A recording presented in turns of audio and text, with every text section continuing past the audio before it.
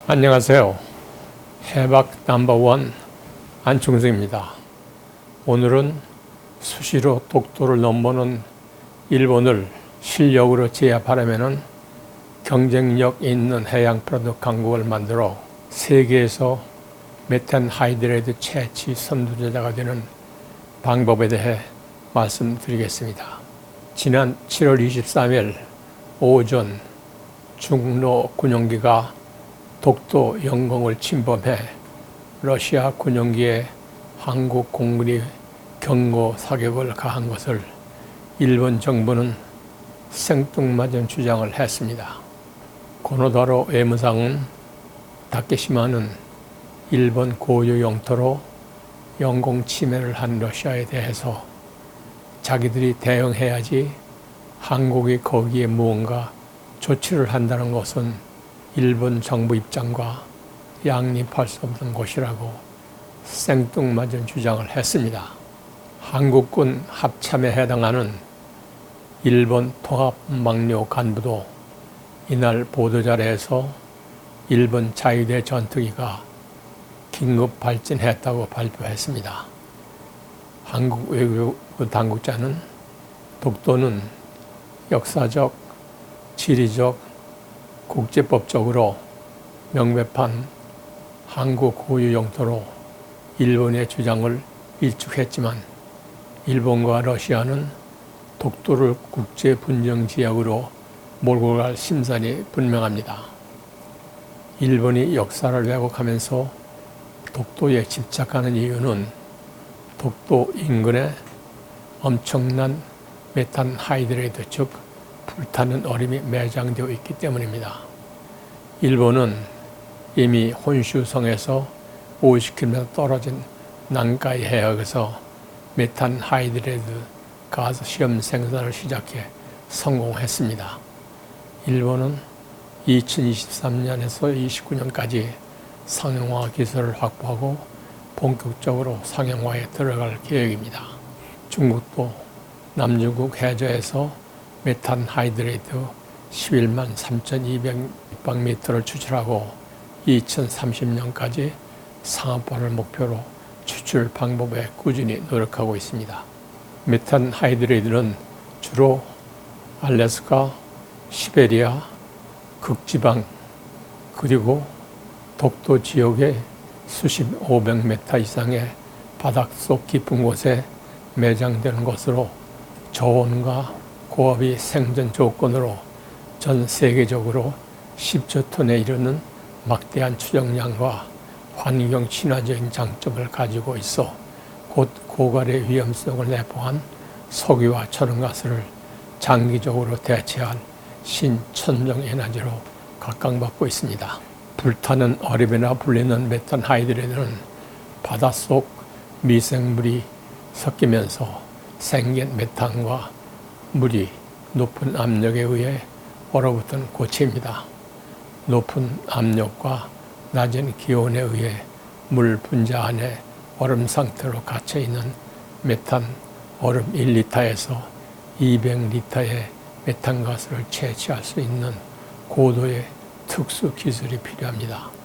세일가스가 미국에서 에너지 혁명을 일으켰던 것처럼 앞으로 메탄 하이드레이드가 새로운 에너지 혁명을 일으킬 것입니다. 일본도 한국처럼 석유와 천연가스 등 에너지 자원을 거의 수입에 의존하고 있어서 메탄 하이드레이드 추출 기술에 관심이 많습니다.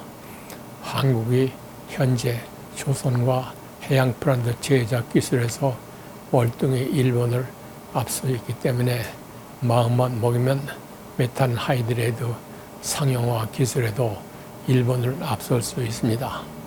요즘 해양 프레드 분야에서 삼성중공업이 잘 나가고 있습니다. 삼성중공업은 세계에서 시추선을 제일 많이 짓고 찾아가지 않은 시추선이 5척이나 있습니다. 외국 시추 회사와 합작 법인을 만들어 본격적으로 시추 회사를 운영하면 상당한 이득을 낼 수 있습니다.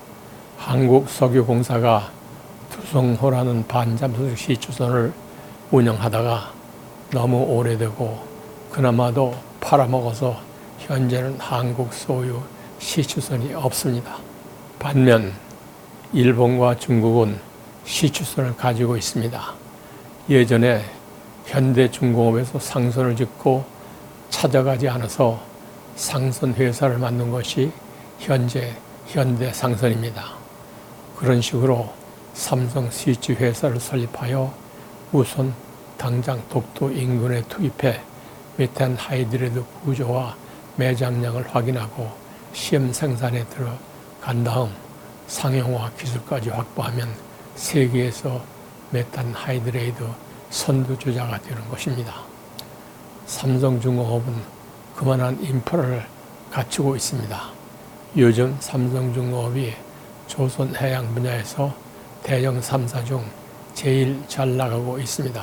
세계에서 제일 큰 23,000 TEU급 컨테이너선을 스위스 MSC사에서 6척을 수주해 이미 1척은 인도를 마쳤고 LNG 운반선 10척, 원유 운반선 3척, 특수선 1척, 부유식 원유 생산 저장 시설 1척 등 금년 수주 목표 78억 불 중 43%를 이미 달성했습니다.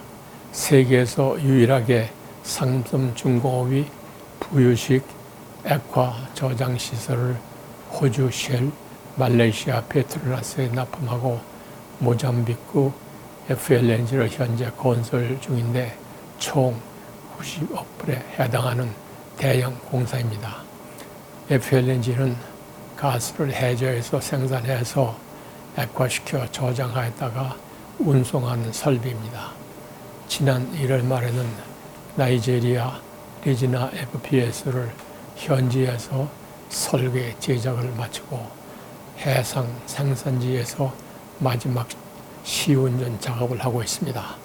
물론 험난한 나이지리아에서 로컬 콘텐츠를 마치느라 고생도 많았지만 배운 것도 많았을 것입니다. 이런 레지나 FPS 대형 해양공사는 설계, 구매, 제작, 후급, 시운전이 연이어 순조롭게 잘 이루어져야 하는데 삼성중공업은 FLNG, FPSO를 연이어 수주함으로써 해양 브랜드의 빅뱅을 이어갈 준비가 되어 있습니다. 삼성중공업은 프랑스 테크닉과 공사를 많이 했는데 차제의 엔지니어링 회사도 합작으로 만들어 기본 설계부터 차근히 실력을 쌓아가는 것이 좋을 듯합니다. 해양 플랜트 공사에서 기본 설계 기술을 갖추는 것은 매우 중요합니다. 해상 해저에다 화학 공장을 세우는 일이니 기초부터 단단히 준비가 되어 있어야 합니다. 수시로 독도를 넘보는 일본을 기술로 이기려면 우리의 지혜를 모으고 힘을 길러 일본보다 훨씬 경쟁력 있는 해양 강국을 만들어야 합니다. 그러려면 종합적이고 지속적인 정부 지원이 필요합니다. 일본의 경제 침략에 감성적이고 단선적으로 대처해서는 안 되고 냉철하게 기술로 이겨야 합니다. 일본이 지난 7월 발표된 반도체 원자재 수출 규제에 이어 강제징용 판결에 대한 2차 보복으로 일본의 화이트리스트에서 한국을 제외시켰습니다. 문재인 대통령도 일본을 강하게 질타하며 이제 경제적 전면전이 시작된 셈입니다. 정부와 기업은 각별한 슬기와 노력을 집결시켜 해양산업 분야에서도 일본을 기업고 이겨야 합니다. 우리가 해양 분야에서도 최고가 되려면 노력들이 쌓이고 정부에서도 이런 노력들이 마음껏 펼쳐지도록 법과 제도 정비에 열성적으로 나설 때 우리는 다신 일본에 지지 않는 나라가 될 수 있습니다. 다음 시간에는 현대중공업에서 영국과 합작 엔지니어링 회사를 만들어 잘 해나가고 있는데 정주영 회장님이 이명박 씨의 간구에 넘어가 현대건설 엔지니어링 회사와 합치라고 해서 안 된다고 반대를 하다가 울고 싶어라는 노래를 부르게 된 사연을 말씀드리겠습니다. 지금까지 해박 넘버원 안충성이었습니다. 여러분 경청해 주셔서 감사합니다.